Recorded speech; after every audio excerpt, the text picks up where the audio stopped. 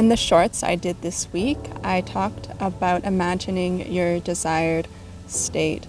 One of them was called Have What You Desire Now. The first thing it does, it helps you let go of worry and anxiety. And the second thing it does, it gives you a reason to feel happy. It gives you an excuse to feel joy, peace, and thankfulness. And we always want to move closer to that state in our lives, this uplifted state of love and peace.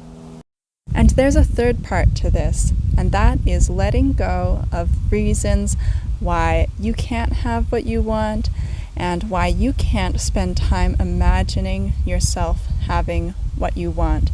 Now, this might show up in, oh, that's not possible considering my current situation. Look where I am now.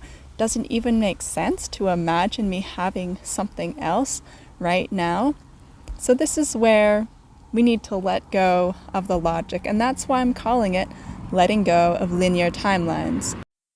Let go of the need to have the timeline make sense. What? It doesn't make sense for me to suddenly have this. I need to go do X, Y, Z, or this is impossible considering my current situation. Okay, yeah.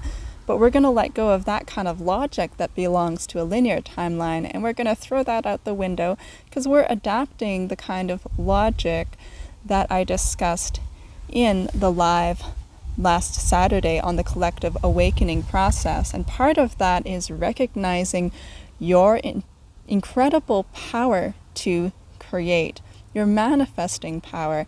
And this is what we're doing now. We actually have to let go of all these limitations.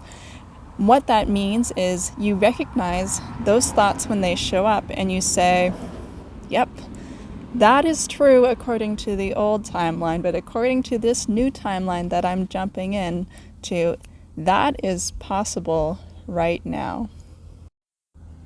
And we can discuss the aspect of faith.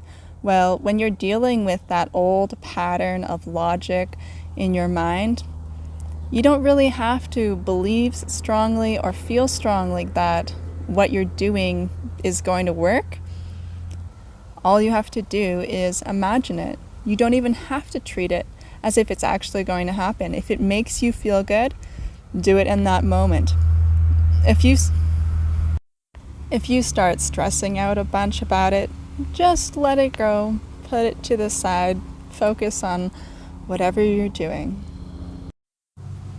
I'm going to give a little example from when I used to ski race. So I used to cross-country ski race, and I would experiment with the power of thoughts. I would be going up a hill, my body is tired, I don't feel great, I don't feel like I can continue pushing myself up the hill.